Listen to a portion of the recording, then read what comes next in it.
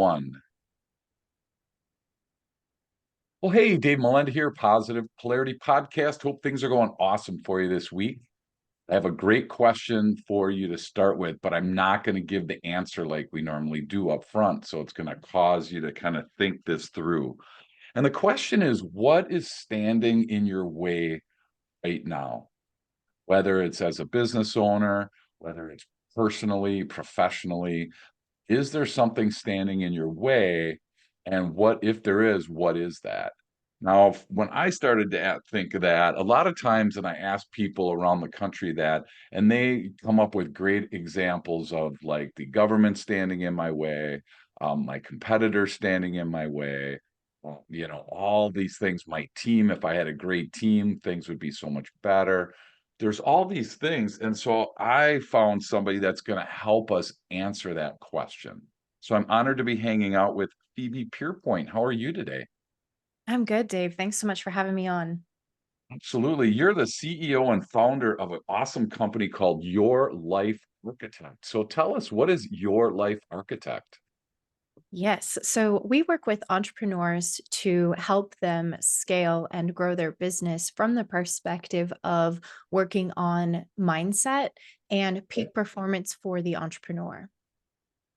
And so, should we let the cat out of the bag? I guess we should. So, what in your world, when somebody comes to you and they think that something's standing in their way, what's generally the answer to that question? What is generally standing in our way?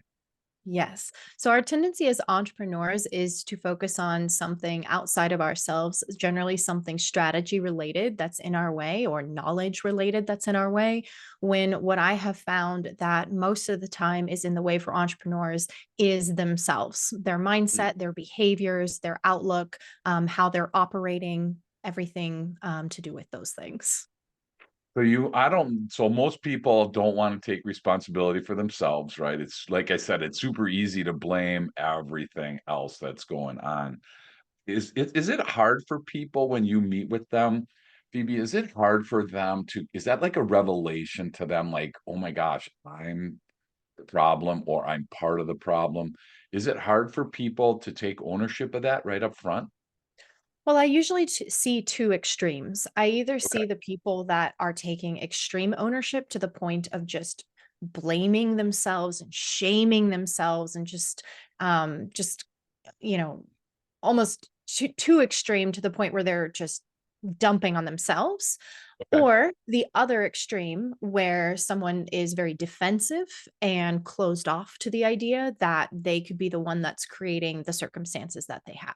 So it's Okay. generally not somewhere in the middle. It's one of those two One extremes, or the other, right? and both are equally harmful. Sure. Well, and I mean, from my perspective, it's way easier to blame myself and to get that blame into shame, right? I mean, I mean, I love people that are introspective, but you can stay there and then you never get out of that. So Yep. if we can start with that group, because that really speaks to me, Phoebe.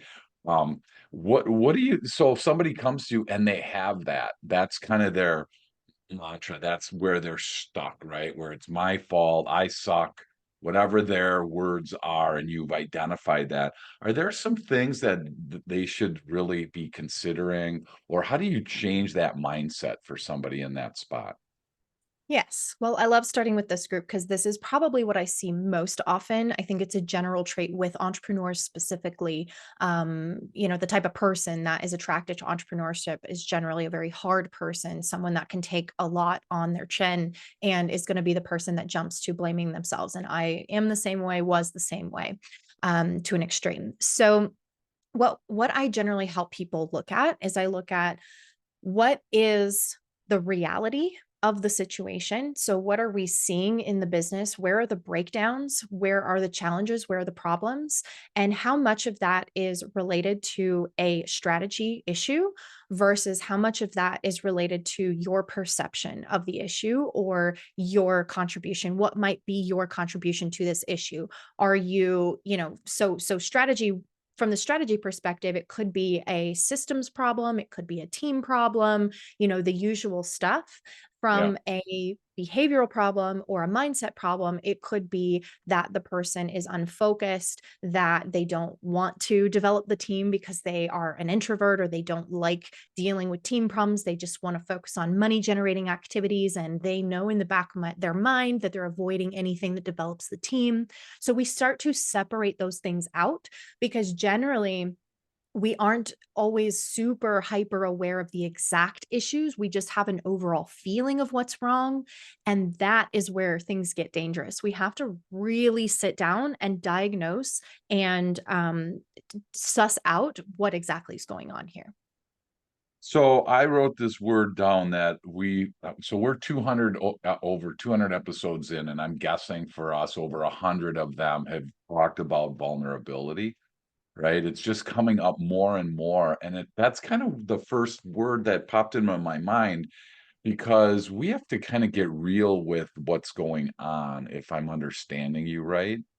Mhm. And that's gotta be hard. I know for me, it wasn't always easy to just kinda lay it out there. Again, then it's easy to blame for that. I could blame my parents. I could blame, my upbringing, whatever, right? And so do you find vulnerability is a challenge for some entrepreneurs? Definitely. Again, it's sort of a same extremes. We either have people that are almost too hyper aware of everything and where it Yeah. came from, and they Yep. get to that sort of spiral of spiritual bypassing and all of that stuff. Or we have the people that are compartmentalized and they just want to shut off from it and look at the raw facts. Sure. That's Yeah, thank you. We could end the show right now. That's pretty much me. So thank you. But, I mean, it's kinda like if you stay there, you're stuck, right? I mean, if you admit it, I love that any 12-step program generally starts with admitting whatever, that you have something going on, whatever that is. Um, I think the cool part about your life architect is that's just a small part of it, if I Yes. understand that right. It's just kind of the beginning, and then because you don't if you spend too much time there, you live there, right? And then you never leave, and Yep. then you never get that success. So, especially like when you talked about strategy versus perception.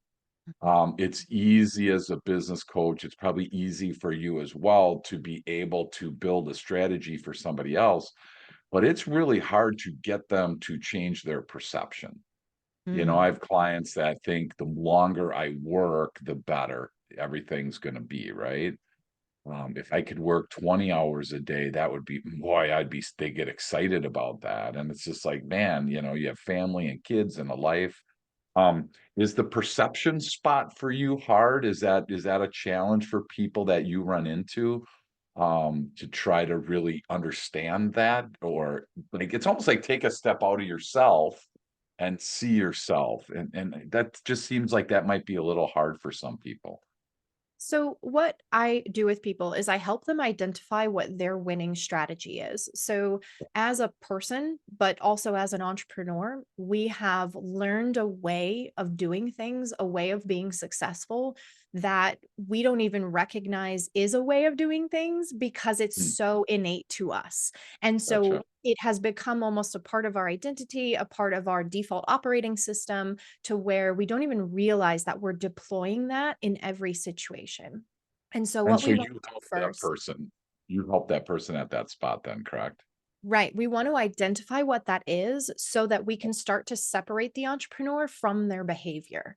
Because as long as they're identifying with their behavior, they're not going to be open to changing it because it's a part of who they are. So we have to start identifying the behavior, noticing where it came from so that we can separate it from them as a person. And once we identify that as a separate behavior as to how they've learned to win, then they're open to seeing other possibilities, other behaviors, other winning strategies that they could also add to their arsenal. So it's not so much about you're doing something wrong. It's that you're doing a very limited version of all the different tools you could have in your toolbox. Mm. So simplify. It seems like semantics is part of it though, right? If you start thinking about something wrong versus limiting, I mean, you're kind of out of the gates in a negative spot, right? When something's Yeah. wrong, that seems to be a pretty negative word. Mhm. Limiting, at least I feel like limiting gives me a hope of potential. So are Yes. words pretty important in that for you and your journey? I'm just curious. Yes, how we relate to things, right? So things like failure, right? Failure, we could relate to it as a setback or, um, a time waster, or we can relate to failure as data about something that didn't work, right? Sure. And those have very different outcomes as to how we feel about a situation and what we do next. And failure seems permanent. I have Mhm. to say I've gotten some Fs in my time on my report card. My parents weren't very excited and happy with that. It was permanent, right? There wasn't like, oh my gosh, you can, now maybe an F halfway through is not permanent. A setback doesn't feel permanent. Failure feels permanent. Mhm. So maybe that's just me, but I feel like there are some really powerful ways to look at different words along that journey. Yes. So that's really cool. Mhm. Now, the other side of blame and shame is that I'm not taking any responsibility. It's everybody else's fault. Can you address that side as well for us, Phoebe? Yeah, well, that is a defense mechanism that people have to protect themselves, right? Everything that we hold dearly is usually some sort of self defense mechanism to protect ourselves from this big, hard, nasty world that we live in, or so we think. Yeah. And so that perspective of, I just need something more is a way of protecting yourself from having to bear the burden of knowing that it's your fault or your responsibility. And generally, this type of person has been doing this for a very long time in many areas of life and learned to do this at a really young age. And it has served them really well up until this point. So that's going to be their natural tendency. It's not that they're not capable of seeing it differently, but that's their winning strategy, their self defense mechanism for surviving difficult times. Wow. So the next book I'm working on is about business blind spots. And so blind spots comes up in my mind as we're talking because my question to you is really for the listener and obviously for me as well. I'm just curious, do you tend to see people that kind of know this about themselves, or is this a really blind spot that they really didn't know whether they're on the blame and shame side or the it's not my fault side? Do you see that more as like once you share that with them, they're like, "Oh my gosh, I didn't know that I had this?" Or are they like, "Yeah, I have that and too bad." I mean, have you have you seen anything in your time with entrepreneurs, which one tends to be more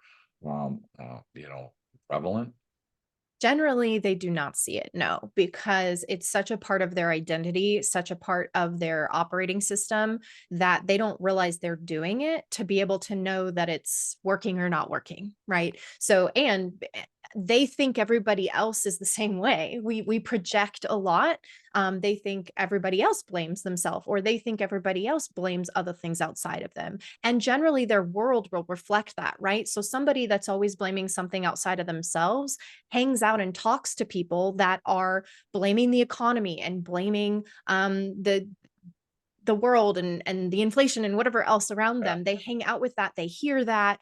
And so we self-select because what we believe is what then we hear, right? yeah, And people that are blaming and shaming themselves are hanging around and hearing hustle culture, just work harder. right. If you're failing, it's because you're not doing enough. And that's what they're going to hear in the world because both of those narratives are prevalent. And Yeah. whatever you're set at is what you're going to experience. Wow. It That's reinforces really your bias. Yeah, that's really powerful. And I think that's why that I think the coaching space is so important. People ask me all the time, Phoebe, is like, how do I know if I need a coach? I'm like, I don't know if you do or not. I can tell you this, two of my favorite athletes are Tiger Woods and Michael Jordan, and both of those guys had coaches like everywhere.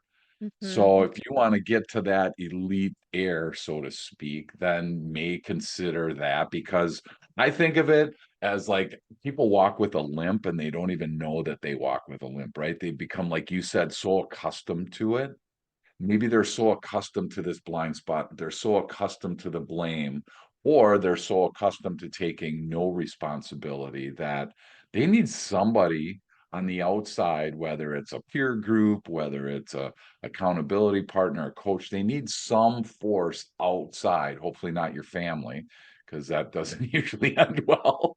And so I'm just, I'm curious, is that like where you come alongside people then and you start to help them with this journey? Yes, the reason coaching is beneficial is because I have no emotional attachment to your situation. Oh, Emotional attachment is where we are blinded to what might be going on. And it's not a bad thing. You should be emotionally attached right? to what you Yep, want in life. Otherwise, you're not going to have any motivation to want to get there. But right. the the coach provides that objective observer of you, teaches you to be a more objective observer of yourself so that you are better equipped to spot these things about yourself and to help you understand how you operate and where it came from so that you can then know how to plan better, you can strategize better. Just like, to use the sports analogy, if you're trying to improve your free throw shot, what are you going to do? You're going to have somebody record you, you're going to have somebody watch you and look for those little tiny micro improvements that you can make. It seems so counterproductive though, because a lot of us got into being entrepreneurs so that we could call our own shots, so that Yep. we didn't have to answer to any. I mean, all these like I love talking to somebody that's never owned a business before and they want to own their business. And they're like, oh man, that must be so nice, And I'm thinking to myself, okay, customers in charge, right? Schedules in charge. I mean, all these things that you think, oh yeah, just laying on the beach right now and I'm thinking maybe I'll do some work later in the week. I mean, it, for me, it doesn't work that way. Maybe it does for others in the world, which is awesome. But I think that a lot of this is the mindset piece, like you talk about. So for somebody listening, how do you like determine where somebody's at in a mindset? This is a hard question, but like another blind spot, I'm guessing, are negative people, right? They Mm. don't necessarily know it, or their thoughts are very self-limiting. It's like, how do you take the top off for them so that they can experience that? That seems to be a really hard thing for a lot of people. I'm just curious what Well, your feedback is on that. again, there are extremes there as well. People are either toxically positive Yep, or they are limitingly negative.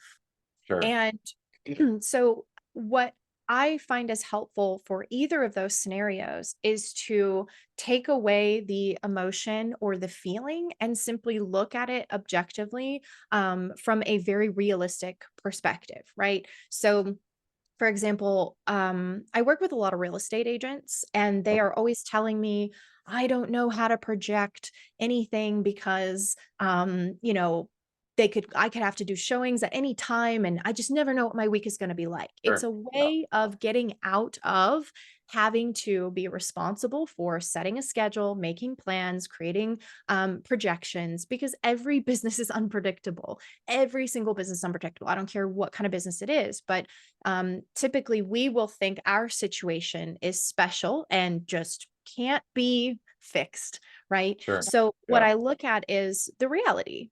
Okay, you are operating within this situation. How do we create fail safes unique to this situation that can help you to plan better instead of just giving into the throwing your hands up and saying, well, I can't predict it. Yeah. There's always a solution, even if it's extremely custom, even if it's something that you have to do that no one else has to do. If you remove the emotion about that from it, we can look and find a solution for what you're dealing with. It's pretty cool. You mentioned that successful business and living a life that you love is possible. So when we come back from the break, I want to unpack that and I want to kind of get a feel for where you came from because I'm guessing that you had a journey that kind of plays into that. So we'll be right back. Awesome. Thank you again for hanging out with us, Phoebe. This is so much fun. We're talking to Phoebe Pierpoint from Your Life Architect. And so you mentioned that successful business can happen along with a life that you love. And I feel like sometimes we do the either or thing. We Mhm. either have to work a bazillion hours a week, right, and not have a life for hopefully someday down the road we're going to be able to be, retired, whatever that looks like, or we feel like we have to be homeless and living on a beach in order to have the life that we love. So, number one, how did you connect those two? And then I'd love to hear how you got to where you are today. Wow, those were a lot of big questions. So I'm gonna That's how start. we do it around here. Sorry about Yeah. that. No, that's good. I'm gonna start with a little bit about my experience because Yeah. I went through this where Yes. I was creating the same misery over and over and over and over again. Okay. Um, I started out with a very high level career. I worked my way up very quickly. And due to some extreme health challenges, I lost my career. I lost all my money. I lost my health, everything. And I had to start over. So I focused on my health for about 18 months and reversed everything I was dealing with, even though they said I couldn't. I did. And then was faced with kind of a blank slate of going back into the workforce. And I was like, you know what? I am not going to put myself in a position of ever being fired again because of something outside of my control. I'm going to go do this entrepreneur thing. So I got into sort of business consulting, if you will, helping people to grow and scale their businesses by improving systems and operations. And I created the exact same stress and overwhelm and fear that I had when I was an employee Yeah. and burnt myself out, health challenges again. And I stopped at that moment and thought to myself, like, what is happening here? This is no better. And I'm the common denominator here. And that's kind Sure. of what started me on the journey of understanding why is it always that I have to choose between my health and success? Because it always seemed that those could not exist together. Sure. And that kind of started my journey into understanding how I was creating the same pattern over and over again. Because we as humans are wired to thrive in an environment where we have to survive. We like that's where we get our motivation, that's where we get our meaning, that's where we get our purpose and our value is from having to survive. And that's something that's biologically wired into us. So if we do not actually stop and counteract that biological wiring, that's the place we're going to live for the rest of our life, no matter how good things get. And that's the challenge that we have to overcome in mindset work. That's really powerful. So you mentioned thrive versus survive. Mhm. And I mean, I think if we stopped long enough our journey to ask ourselves that question, are we just surviving or are we really thriving? Now, the cool part is we get to decide what each one of those definitions are. Do you generally see people that are just in that survive type bucket and maybe they think they're in the thrive bucket, or do they really know they're not, or where does that, and I'm sure there's two ends of those, right? We found every extreme of it what we could today. So I'm just curious on the thrive versus survive, what that Mhm. looks like for your group. Those are the people that will say, I love work. I would rather work than go on vacation. Work is so fun. I just love it. My work is not even work. Those are the Yeah. people that think that they're thriving, but Oh they're my God. actually in survival.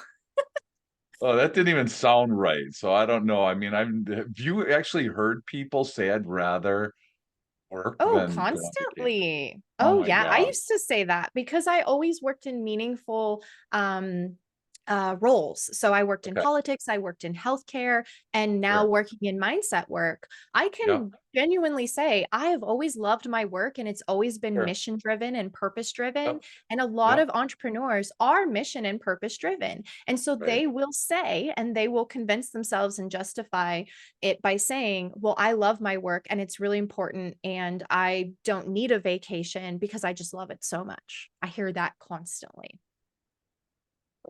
So when someone says that, and maybe someone's thinking that right now, I mean, I can see both sides of that, Phoebe. I can see where that, you could say, "Oh, hey, keep on going, you're on the right track." Or I could see you saying, "Oh my gosh, really? Seriously?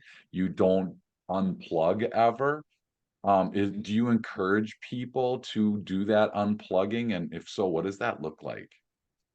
Yeah, so what we do, because I do get that a lot, and it's always a red flag for me, Yeah. that Okay. there's gonna be some aha moments for this person. But what we do is a very comprehensive diagnosis of, sort of a wheel of life exercise and looking at what is your ideal life from the perspective of relationships and family and wealth and career, all of those different areas. And what I Sure. generally find is they say, well, I've never thought about it, or I don't even know what this ideal part of my life or what the ideal version of this part of my life would look like. And so that's usually enough to sort of snap them out of that mode or that mindset. And they can start to think about, well, what would the ideal relationship look like, or family life, or vacation, or whatever. And that's where we usually start. Hmm. Is I love that. It's like the self-care part, is that like oil and water to an entrepreneur? Is that like really hard? I mean, it just seems like I hear people say, work hard, play hard, and I think about play hard is like taking all this energy, and maybe there's a ton of testosterone and you're, jumping off out of airplanes or whatever. I mean, self-care is so like basic and fundamental, but I'm assuming it means a bunch of different things to different people. Is kind of that what you've experienced in your journey? It's different for everybody. So some people are living that whole work hard, play hard lifestyle where they're Yeah, kind of like nomadic entrepreneurs. They're traveling and they're vacationing all at the same time. And then there's the yeah, entrepreneurs that are very regimented with their 4-hour morning routine where they get up and they hike and then they eat their yeah, greens and whatever else. yeah, yeah, And then yeah, there's the entrepreneurs that never prioritize that because there's always something, more important to work on. yeah, And so, what I seek to establish always is balance and intention. If sure. you could design it any way you wanted it to, and it wasn't because you had to, then what would it look like? And that's where we want to start. That doesn't mean we're going to necessarily just get that, but we Yeah, want to work towards that from a place of actually intent in designing life design, designing it on purpose instead of just because of what you had to do. So for me, because of my health issues, I had to do things a certain way. I had to keep my stress in check.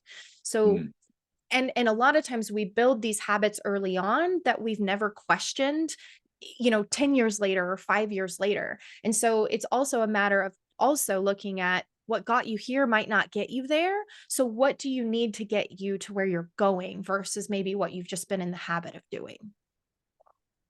it's so simple, but yet we complicate this, right? I don't know why.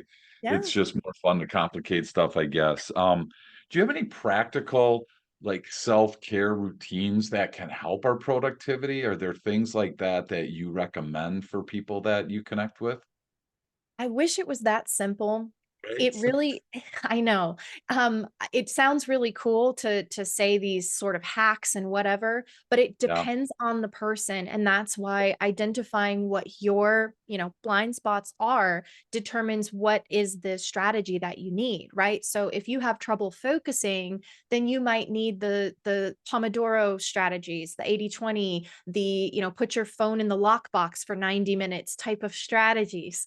If yeah, you are the opposite and you focus too much and you get into the weeds and the details, then you need something completely different, right? So it's sure. first looking at understanding where am I weak at and what are some possible solutions for those weaknesses, and then challenging yourself to do those in a small way to develop those new habits, because developing a new habit or a new way of thinking takes just a crap load of energy, a Sure. lot of energy. And that's why people don't end up following through, because it's exhausting. And so Yeah, we have to always start way smaller than we think. And I'm talking If you have trouble focusing, maybe you spend 5 minutes focusing on something per Yeah. day until that doesn't feel tiring. And then it's 10 minutes. And it sounds ridiculous because we all like to think of ourselves as being able to do a lot more than we, we can, but Yeah. it takes a lot of energy to change the way we do things. Yeah, no, absolutely. And I love we talk a lot about small course corrections because if you try to do it too big, I mean, if you're talking 180-degree change, most people are just not built for that type of rigor. Most people are not, that's way too much stress. So we talk about just small course corrections and it's just as simple as I mean, so we have a house in Milwaukee and then we have one in San Diego. And so if you take off out of Milwaukee and fly to San Diego and quarter of the way through the pilot says, we're going to just do a small little 2-degree course correction. We end up in LA, and that's just not the fun place. San Diego people don't really like LA people, And so, but that small course correction right at that prime time created a huge end result difference. So is that pretty normal for you to try to start small with people and then find their tolerance for pain, so to speak, and then move them into more significant changes? Or are they pretty much always just going to be smaller course corrections in your experience? It depends on the person and where they're at, right? So if they are single and super hyper focused on business right now, they can do more than somebody that has a family. So it really Sure. depends on their situation. And typically, what I do is I meet them somewhere halfway. They always want to start bigger than I would probably start them. But what Yeah. we do is we come up with a plan, we start it, and then we see what happens and we adjust as we go along. So I let them experience the, failure of their big, huge plan they wanted to do. And then I say, well, Sure. let's try it this way and let's Yeah. knock it down just a little bit until we get to that sweet spot where it's working for them. Well, and I think that's so encouraging because it we kind of we as the person that you're working with, we have some control in this. And I Yeah. think that's what a lot of people struggle with going on these weekends or retreats or whatever, right? They're afraid. I know for me, I've done those in the past. And boy, I tell you, it's been outside my comfort zone. It's been good, but the fear that's there is like, I can't lose control over this. I'm going to sit close to the door or I'm going to sit in the back of the church, whatever it is, because I got to have that escape route. So, Right. I love the fact that there's like, I'm part of it. It's as opposed to you telling me what I have to do, right? I mean, and that's kind of like you said, if you videotape a basketball shot, the person taking the shot has some real say in doing that. Mhm. And I'm assuming that really empowers people. And that's where all of a sudden that mindset really starts to shift. Is that about the time that you see that happen? Well, a lot of the people that I work with are disenfranchised with the typical self help stuff that's out there. And Okay. that is why one of the biggest reasons why I started the work that I do, because it's 100% custom to every person rather Sure. than miracle morning or Yeah. 12 steps to success, which are all Oh, is all great advice, but right.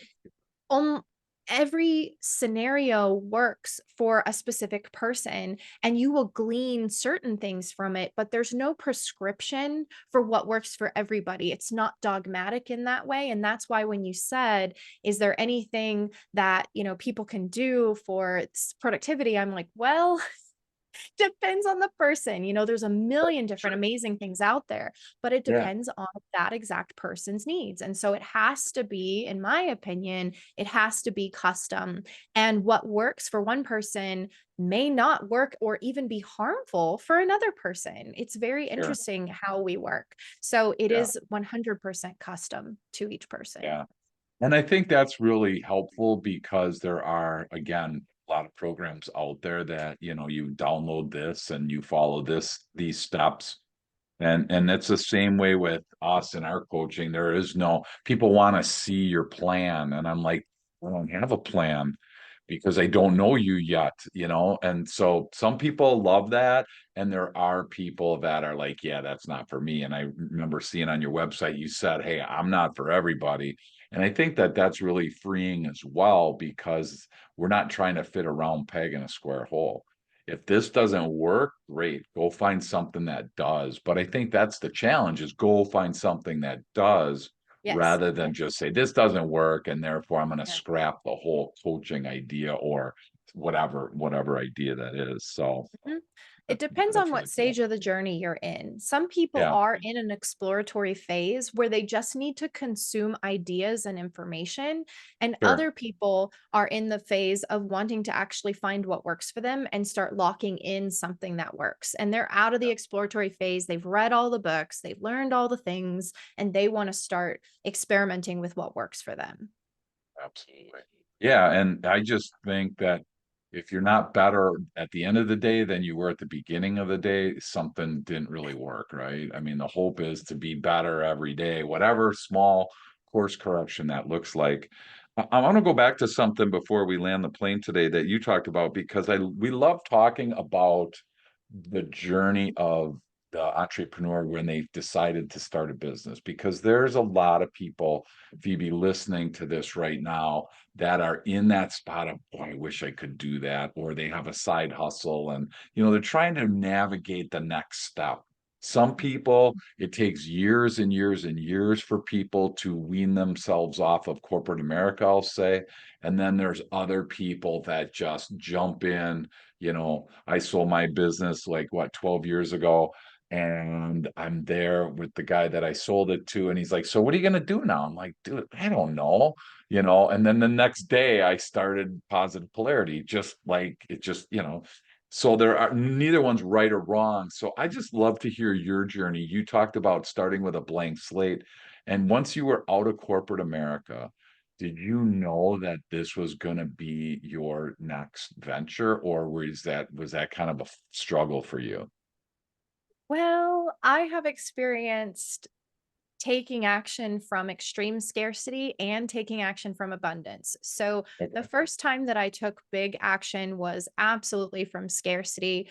Basically, I had nothing, no Sure. money, no like career. My health was horrible. So from that perspective, it was kind of like anything was better than where I Sure. was at. Sure. And Sure. and I had nothing more to lose. Yeah. So what I did in that situation was I just picked 5 entrepreneurs online that I liked, Okay. and I reached out to all 5 of them and Yeah. asked for a job. So I was like, Wow. I'm just gonna learn from them, because Sure. I came from corporate, which I had no idea about the world of entrepreneurship. So I was like, well, I Yeah. need to learn this and get Sure. paid for it. I'm not going back to school at Right. 27. So I 2 of them gave me an interview and one of them hired me. And from that entrepreneur and that position, I learned everything about business. He happened to be a business coach, so I learned everything there is to be about entrepreneurship, about business, about this world, this mindset of entrepreneurship. It was Yep. very, very different than corporate, and Mm. that helped to kind of give me a new start. So when I Sure. came out of that, that's when I started getting my own business consulting clients, Yeah. and I developed that kind of on the side while I was working for this entrepreneur, and Sure. then went out on my own. So then the second phase was starting the mindset business, because what I learned in the business coaching was that the strategy was like the least important thing. Business strategy is relatively easy. It's the entrepreneur and the human dynamics and the team dynamics and the mindset stuff that gets in the way of a strategy being effective. So that's Yeah. when I made the switch to more of the mindset stuff so that I could actually be more effective with building businesses. Um, and that was when I got to experience just starting it from abundance instead of scarcity. And that was almost harder because I Sure. didn't need to do it. Yeah. I had a lot to lose, Yeah. but I wanted to do more effective work. And that was kind of the motivator there. Another great testimony of ways to start a business. Again, there's no right or wrong way. We always say, if you're got 4 kids and a mortgage and 2 car payments, and don't quit your job unless you really know what you're doing, right? Right.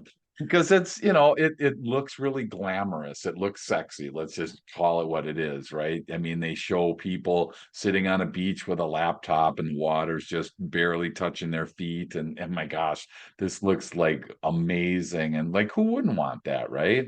And I don't know about you, but that's not the norm for the way that we operate. Maybe it is at Your Life Architect. We get to decide what that looks like. So thank you for sharing for that story. One last question, Phoebe, and I'm going to let you go. Maybe you shared it, maybe it didn't, but what would a tip of the day be? What's kind of something on your heart right now for somebody listening?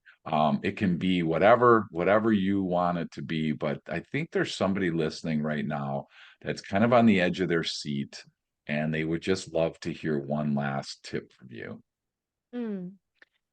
Well, the biggest thing that I've found is effective as a tip is to just take a second to pause and question everything that you're doing and actually look at how am I approaching this instead of just reacting. So often entrepreneurs are going through their day reacting constantly to everything around them without stopping to even think, how do I want to approach this? How do I want to handle this? And what Sure. do I even want here in this situation? And taking a step to actually just pause and think about things before reacting. That's the biggest thing that I have found is helpful. That's awesome. And for anybody listening, work through what she just said, because I know the last thing we generally want to do is pause, Mhm. right? I mean, it's hard to just stop, but I think it's really helpful. Your family will appreciate it, your business will appreciate it, your customers will appreciate it, your team will appreciate it, and then most of all, you personally will appreciate that. And thank you for sharing that. If people are wanting to learn more about you, Phoebe, if they want to connect with you, if they want to have a conversation with you about their journey, what's the best way for people to connect with you? You can find me on Instagram. Okay, My handle is uncage_me. Uncage_me. I also do have a free training that walks people through the process of shifting their mindset. It is excellent. all inclusive. Everything that I do with my clients is included in this training in a very condensed form. So it's not like a teaser training. Sure. And that can be found at yourlifearchitect.com/mind reset. Mind reset. And we will put that in the show notes, but it's yourlifearchitect.com/mind reset. Mhm. So again, um, I just want to encourage anyone listening, rather than jump into your next podcast, or rather than jump into your next activity, take a second, do what Phoebe said and just pause and think about these last 40 minutes or so. What's one thing that I could really, really change about my life, or adapt, or do something different? Because that's why we generally listen to podcasts, and we want to learn, we want to grow. And Phoebe gave us a ton of great information to be able to at least take one thing away. And whether you're struggling with blame, whether you have a limp and you don't know it, whether your mindset's not the best. I mean, again, there was so much that we unpacked today. So, Phoebe, I just want to say thank you for hanging out with us. I love learning from you, and I can't wait to continue to do this. Thanks, Dave.